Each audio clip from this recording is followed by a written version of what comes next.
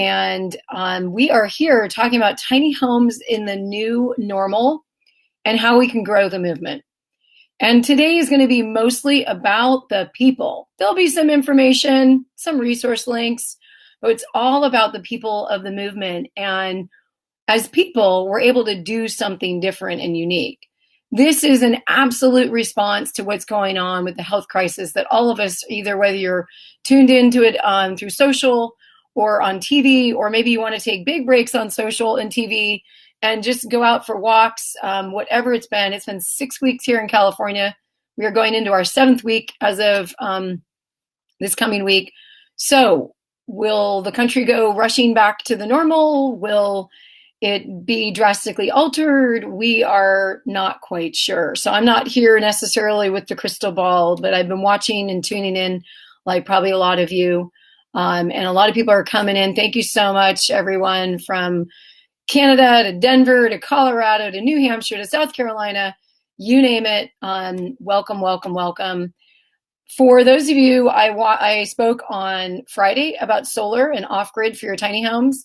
And last night, Nick and myself and Ethan started off a Q&A session that Nick and I lasted for 2.5 hours. So anyone wanting to watch the replays to any of that or any of the great presentations by all the amazing people that have been here giving of their time and their expertise and sharing of their businesses and their tours, check them out, follow them, contact them, social media them, you name it, because we are each other. We are the mirror for each other. Myself and my husband went tiny in 2017, or at least our mind did. And what followed was hiring a builder in 2018. That builder went bust on us in the middle of the build, and we ended up having to complete our tiny home as DIYers for about 8 months. And then the second that was done, we hit the road for 6,000 miles, drove around the country with our 300 square foot gooseneck tiny home. Not really recommended that many miles in that compressed time frame, but it was an awesome trip. I've met so many people. And part of that was my friend, dear friend, Alexis from Pacific West Tiny Homes, who told me about this really cool organization called Tiny Home Industry Association. And that's why I'm talking to you today. So I'm going to dive in, share with you my screen, and we'll jump back out for questions. I talk fast, but like I said, there is a replay. And we will be sharing a lot of links to this. Okay, so we tested this earlier. I'm going to make sure, Eric, you're going to text me and let me know that you can see my screen, because when we go into full screen mode and it takes away the side pictures, I won't really know. So Eric's going to let me know. I'm Lindsay with Experience Tiny Homes. I'm also a THIA board member and a co-director for the membership committee with Alexis Stevens from Tiny House Expedition. Alexis is awesome, and we are so grateful. Nope, can't see screen yet. Okay, let's just, oh, there we go. Okay, push a button. There we go. Good, I'm glad I was only on the first slide. Okay, here we go.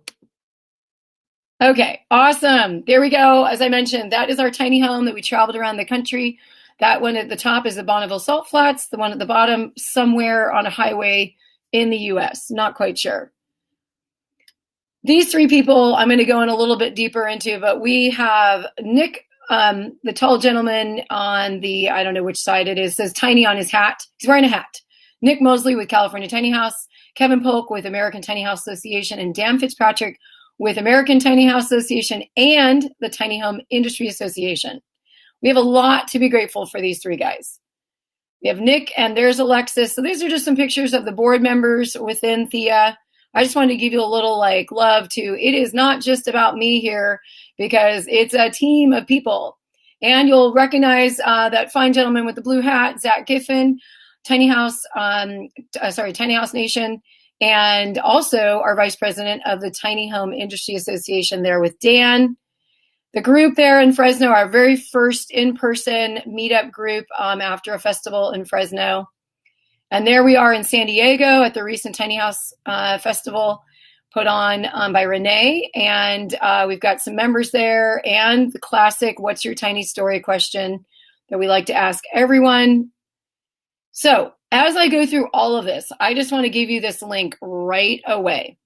And it's all about the one link you would need. If you're walking somewhere, if you're driving, don't write anything while you're driving. Pull over, write it down. But this is the one link that you could get the presentation I'm about to give, the links that I'm about to share with everyone, you name it. This is the one link where you go and sign up. You will not be spammed. You will not be added to 20 other lists. You will only be communicated to from this perspective. Of course, we will be inviting you to other things, but this is the direction that you want to go when you are wanting to talk more about legalizing tiny in your area.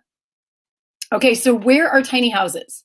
I wanted to break it down into 3 distinct areas: tiny home villages, RV parks, mobile home parks. Tiny homes as shelters for those experiencing homelessness. I actually do not call people homeless because that is a temporary experience. They are experiencing homelessness, but they are not homeless. Infill housing and density housing. So we're going to dive in a little bit, mostly focusing on one of the 3. Tiny home villages, RV park, mobile home park. I kind of like to say this is not your grandma's mobile home park anymore. There we are with Mount Hood, the cute little picture with the yellow tiny home in Oregon. And the other village that we actually, my husband and I went and visited in Austin, Texas. And you can see right behind, there are RVs parked right behind there. That is a classic scenario of tiny homes being replaced or replacing RV parking spots. That's in Austin, Texas, Village Farms. And then, of course, there's like so many visions that many people have of gathering in community, maybe having a collective community house, but that we all take that land and we densify it and live in community. Then there's the tiny homes as shelters, okay? These are your bedrooms. This is where, most importantly, you've got a roof over your head, a bed to sleep in, you've got some electricity, and a place to lock your most private and precious possessions. So those are really important. They are not habitable units, meaning they do not have a kitchen and they do not have a bathroom. Now, some shelters, could they have a bath or a mini hot plate or whatnot, of course, but ultimately these are not considered tiny homes. They're considered shelters. But you hear a lot of that, and I just wanted to kind of give us all a different perspective on all the different ways that we're talking about tiny houses. And then, of course, there's your infill housing, your density housing. So I wanted to bring in a picture where this is just a snapshot of the city of Santa Rosa, where there is a temporary use permit for tiny homes. It can last 5 years. It's not quite the ordinances I'm going to dive into. But see those little red blots right there, little rectangles? That is your future home. That's right. I love corner lots because they generally would only need to cut down a fence or, just basically easily get a tiny home into. But that's essentially what we're talking about. There's already infrastructure and roads and transportation and public transportation. And all you need to do is connect the utilities to that little tiny home near that single family home. And now you've got your accessory dwelling unit. Okay, so there's that link again, tinyurl.com/legalize tiny. Just want to give you guys a much options. I would absolutely not be here without this gentleman, because here's where he's currently. These are his notes right now. He's the Director of Government Relations for the American Tiny House Association, ATHA, and the President of the Tiny Home Industry Association. Just so you guys know, ATHA is a nonprofit 501c3. They are a charity-focused organization. And then Tiny Home Industry Association is a 501c6. We can lobby. So these 2 organizations are teamed up. I showed you earlier a picture of Kevin and Dan. Kevin's with ATHA, Dan is with both.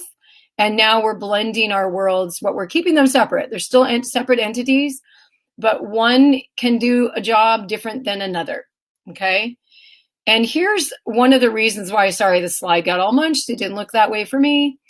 Dan was a director of redevelopment agency of the city of Fresno. He was also chief administrative officer for the county of Fresno and assistant city manager and assistant county administrator for Las Vegas. This is why Dan is the man. He's our rock star, right? We call him the godfather of legalizing tiny. If Jay Schaefer was the godfather of tiny homes and brought us this amazing tiny home vision, and I dearly love you, Jay. Thank you so much. Jay and I have known each other since 2004. He came to me with these cool designs called tiny homes. I thought it was great. And look at where we are now. So noting that date, 2018, just want you to notice that. Here we are, movable tiny houses, MTH, legal as accessory dwelling units. So just to give everyone an idea of the ADU, the accessory dwelling unit, was legalized in the entire state of California. I actually do not know of any other state where that's happened, and I cannot see the chat. But as far as I know, I don't know of other states that have actually legalized it. But here's the thing, the rub. California, we've needed housing like nobody's business, affordable housing so desperately. You can also see that my slide got a little munched with the dates. But there we go. City of Fresno adopted in 2016. They amended their ADU ordinance to allow for movable tiny houses. Then in 2018, City of San Luis Obispo, City of Los Angeles, County of Santa Clara, and if you'll notice that 312 and 320 for both City of San Jose and Santa Clara happened during shelter in place. Now, of course, these guys were already well down the path. Dan had been talking to every one of these cities. In fact, if you notice back in my slide, Dan was the CAO for the County of Fresno. Where was the first city to be adopted? Fresno. That language has been basically carried forth through all the cities, and soon the city of San Diego, making it 20% of the state's population. Just want to let that land for a moment. We are the 5th largest economy in the world in terms of California. So for those of you that are all over the country, curious to know about what's legal for you, we'll get to that. But we Californians are a trendsetter state where there's also language that's already been written. So all of this language can be shared.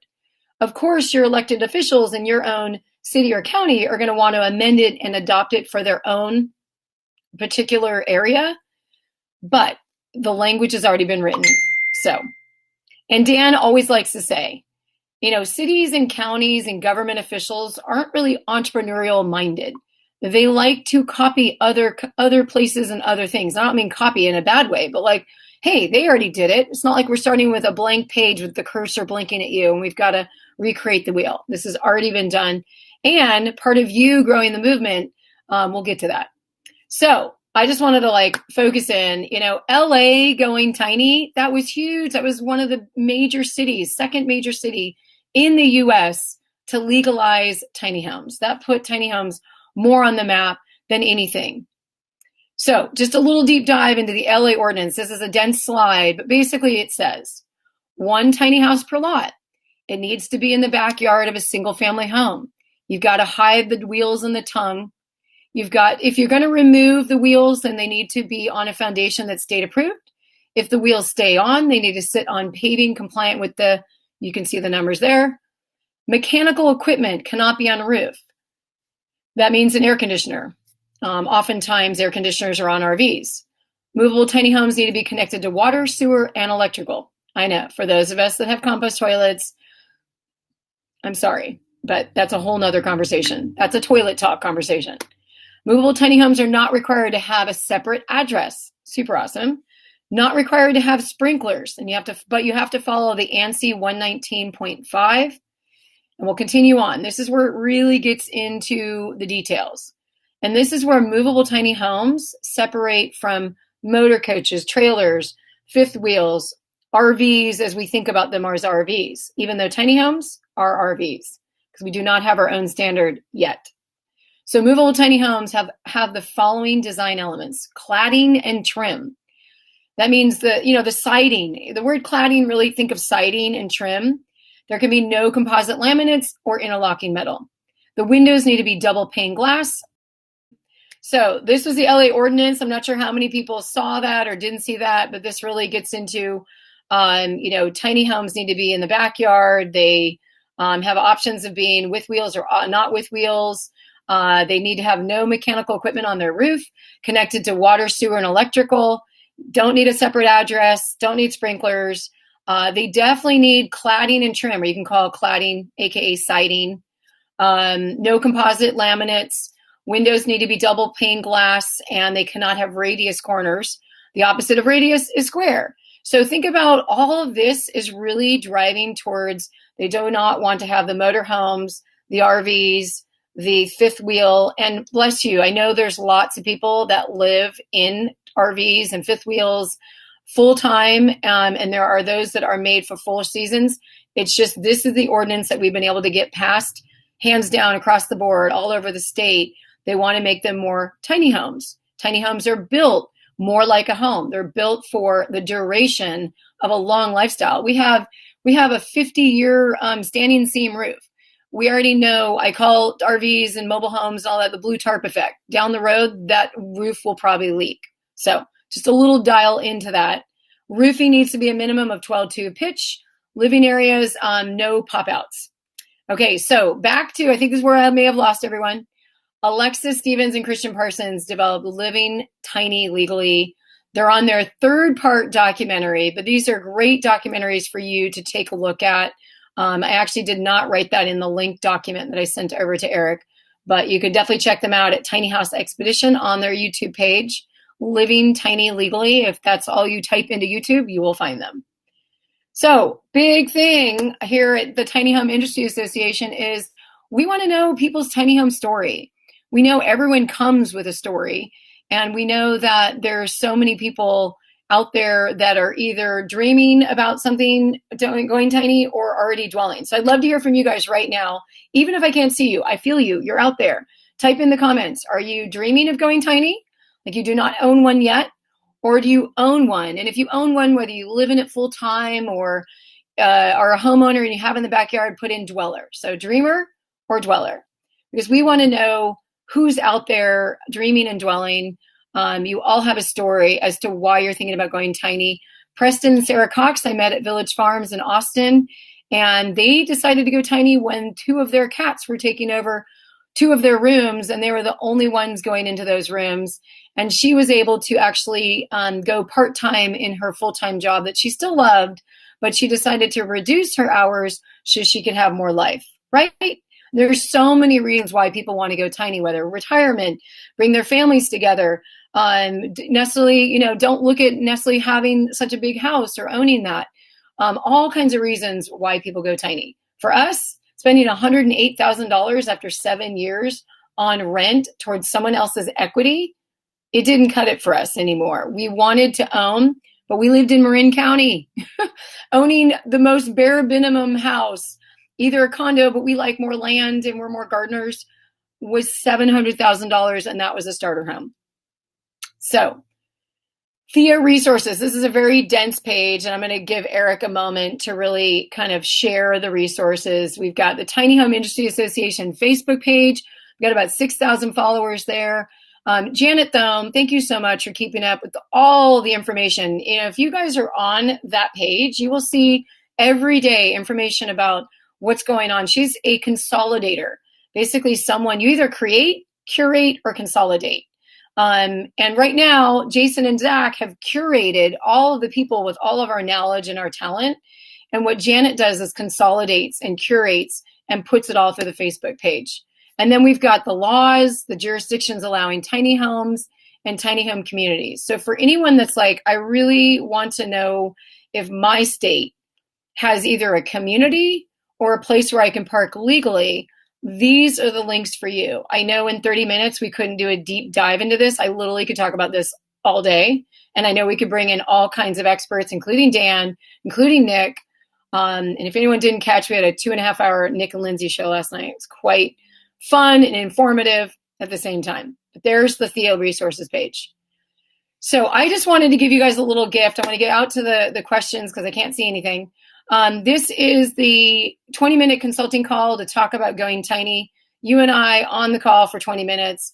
That was us in the Colorado Tiny Home Festival with our tiny home. And then another one, there's the link for legalizing tiny and getting informed about that. And then one more wonderful gift in the month of May. I'm doing 3 complimentary registration workshops Design Your Dream Tiny Home Life play workshop. And I say play because we're going to physically have paper and markers and scissors and things that we are tactile with. And there we are at People's Tiny Home Festival. So that's my information. Quite blurry. Eric is going to add in the information there. And there's the link again. And we are going to stop sharing screen. All right, we've got about 7 minutes. So if anyone, thank you guys for the, yes, passion, dreaming about going tiny, Miami, New Mexico, hopefully by next year. Yeah, so dreamers and dwellers out there, tell me your questions. My husband and I want to build a tiny home. Awesome. So think about like legalize. Anyone in there, like put yes if you're interested in legalizing in your area, because it does take the advocates and the activists. I'm calling on all of you.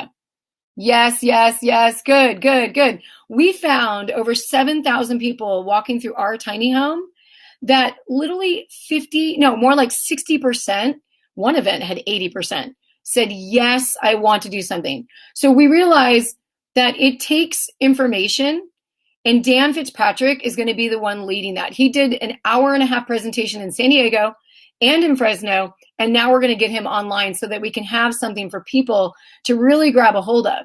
Because how many of you out there are already, like, if you do know a mayor, a city council member, an elected official of any kind, supervisor, put that in the answer. Interested in legalizing in my state.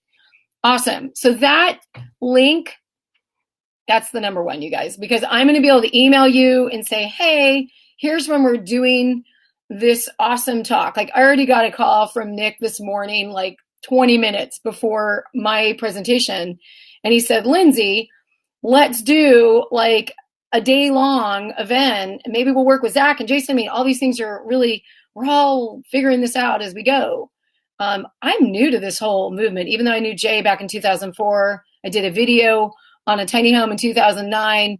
I still feel new. And if any of you feel new, good, welcome. I am you and me. So you have a progressive county in California, so we can do it here. Awesome. Yeah, I wish I could, really, Dan goes through this, how to reach out to your elected officials. Then there's going to be an element where you're going to reach out to your elected officials and introduce Dan, because Dan was a CAO. And when other officials talk to each other, they have a certain language. And I've been around these conversations, and so has Nick. So I'm curious, I can tell a quick little story because I heard it last night. Mendo County, yeah, that's where we are right now. Behind me is not my tiny home. We got a 30-day notice to vacate, not because of COVID, because our landlord was putting the land back on the market. We were parked under the radar, which was awesome, for 6 months, the equivalent of the time that we were on the road.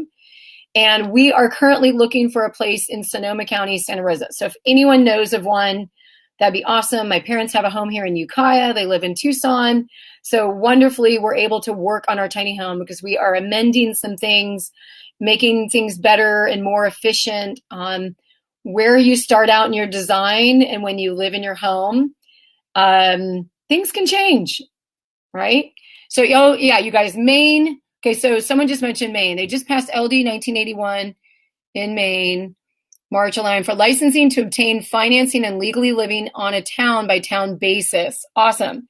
Sitka, Alaska, Washington State, Maine, Minnesota, Idaho, Virginia, Florida, all the states and many more.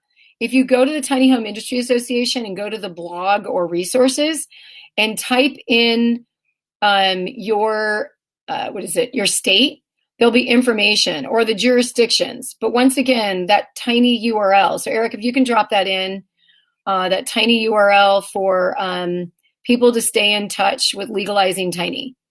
That would be great. New Jersey needs some help. I know, we all need help, right? And the East Coast and the West Coast, you're both densified. There's affordable housing need everywhere. So for example, Boulder, Colorado just passed the ADU ordinance. I wish they could do the ADU and the movable tiny home at the same time, but they just passed the ADU. In Denver, in certain areas, the ADU is allowed. So it's happening. Yes, you guys. So I know Placer County, Humboldt County, they're all on the sort of docket to pass things. It's just that Santa Clara, San Jose, San Luis Obispo, LA, Fresno, and very soon San Diego all have passed. Okay, not clear on what they just passed. Yeah, no, so Placer County, I think, is in the process of it. I usually would know because usually I get texts from Nick or Dan. Awesome, Nick. So Eric's putting in the Tiny Home Communities link. There's the Legalized Tiny link, you guys, the tinyurl.com/legalized tiny. For all of this information, a much deeper dive.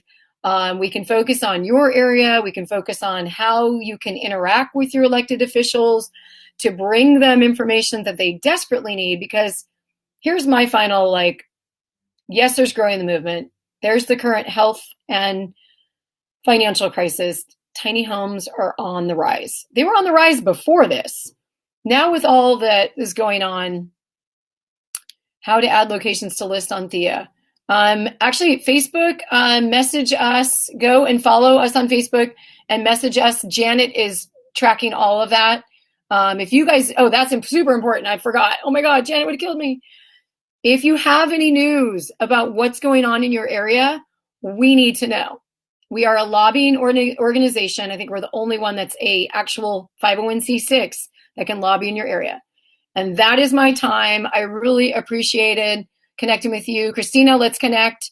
I am going to stay here for just a moment. Thanks so much, you guys. I really appreciate it. Really appreciate it. I know 30 minutes, so short, but good and juicy. Let's stay connected. I gave you wonderful gifts, and you will have the replay if that was like, oh my God. And Eric's going to grab and copy all of those. But I am going to say right now at 11:30, we are having live Q&A on building a tiny house with Cherie Collanders. Go, Cherie, you guys. And she says, ask me anything. So check out Cherie. She is live right now. Thanks, you guys. Have a good one.